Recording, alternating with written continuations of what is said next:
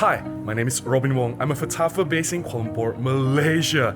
In this video, I want to share some tips on how to use a small camera for street photography. And I want to bring you guys along with me on this adventure. Let's do this!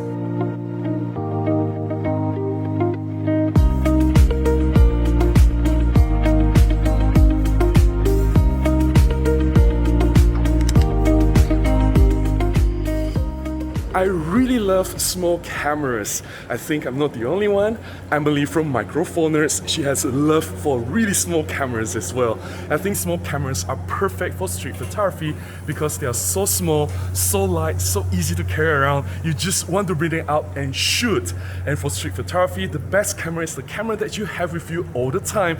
But because the cameras are so small, there are some compromises there and here, and I want to share some tips to work around these compromises and get the best out of these small cameras. Tip number one on using small camera is get a grip. Because the cameras are so small, the ergonomics, the handling of the camera is definitely compromised. Holding a very small camera for a long duration of time will put some stress on your fingers. It's definitely not comfortable. One way to immediately improve this is to attach a grip, something that the original manufacturer has provided, say this grip for this GM1 camera, or even Olympus small cameras like the EM10 series, they also provided external grip attachment. Same with the Olympus Pen F or any other small cameras out there, you can always find a grip, usually, but not all cameras. And when they have this original grip, once you attach the grip, the handling improves so much. Although it doesn't add much to the bulk on the camera is still very small, very light, but your handling definitely improves manifold. And this will definitely help you to shoot more comfortably on the street for a long duration of time.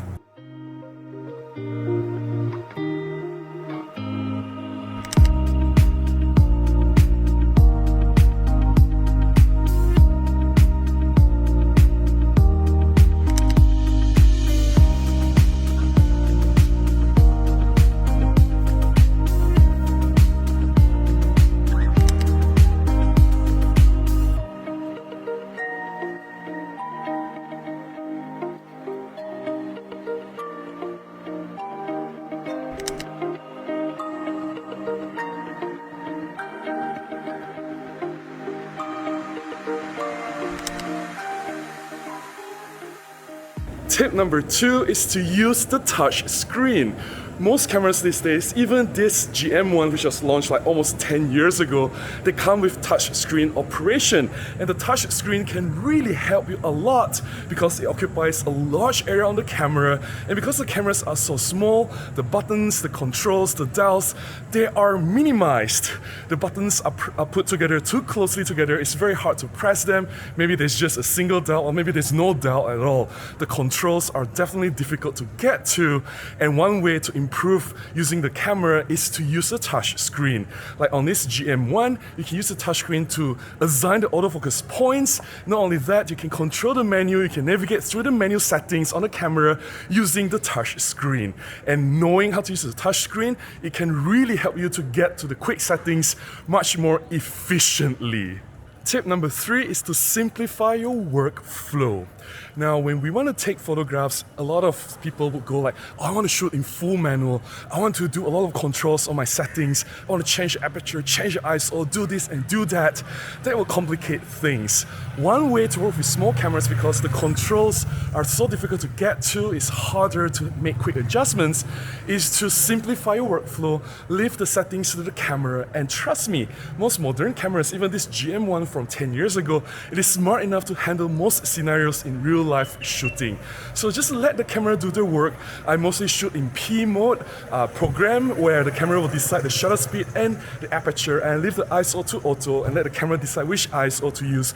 I'm shooting in bright daylight anyway, so I'm not concerned about low light or which settings to use. Let the camera handle most of the complicated settings and you just focus on getting the shot. And in a way, you should treat small cameras like point-and-shoot cameras. These are still very capable cameras. Although it's just point-and-shoot, but you can get really good results because, hey, these cameras, you can change lens and use whatever high-quality lens that you want.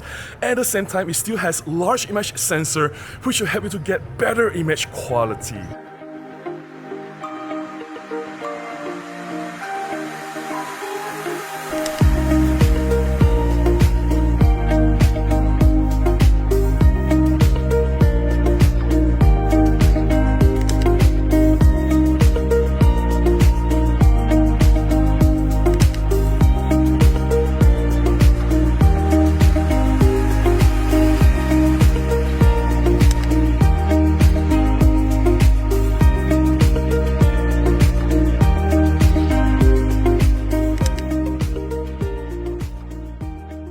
Tip number 4, get spare batteries. One of the compromise of making the camera so small is the reduced battery capacity.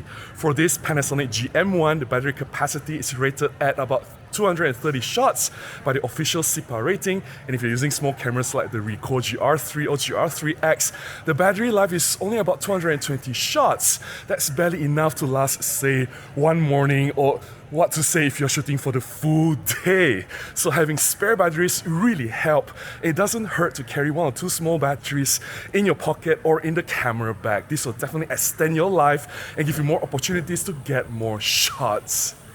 The last tip that I'm sharing is for those who are using small cameras without any options to attach viewfinders.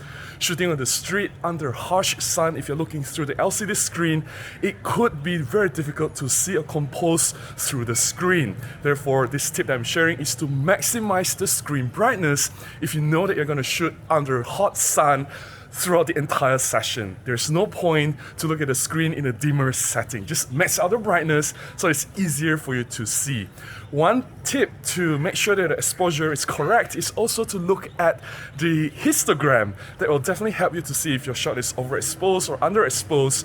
Looking and learning how to understand the histogram will definitely help you to get better exposure. So max out the screen brightness for better visibility if you can't use a viewfinder.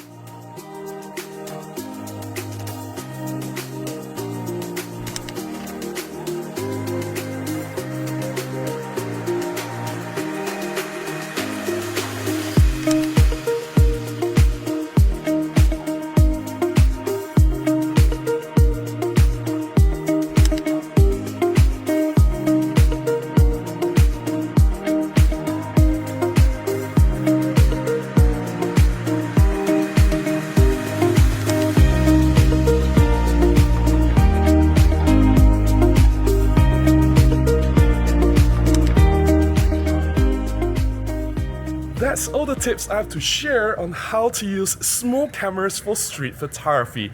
You can focus more efficiently by using the touchscreen, moving the focusing point around.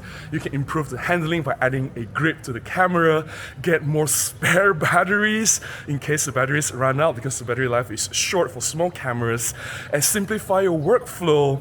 Don't complicate things, let the camera handle most of the complicated stuff and just focus on getting the shot. I think these tips have helped me a lot in my use of small cameras for my own shutter therapy sessions, and I sure hope it is beneficial to you. If you've enjoyed my sharing and looking at my photographs, please consider buying me a cup of coffee, or you can contribute directly to my PayPal. Links in the description below on how you can do that. Any small contribution goes a long way. It'll definitely help me to continue making more content and publish them right here. Until the next one, please go out and take more photographs. Bye-bye.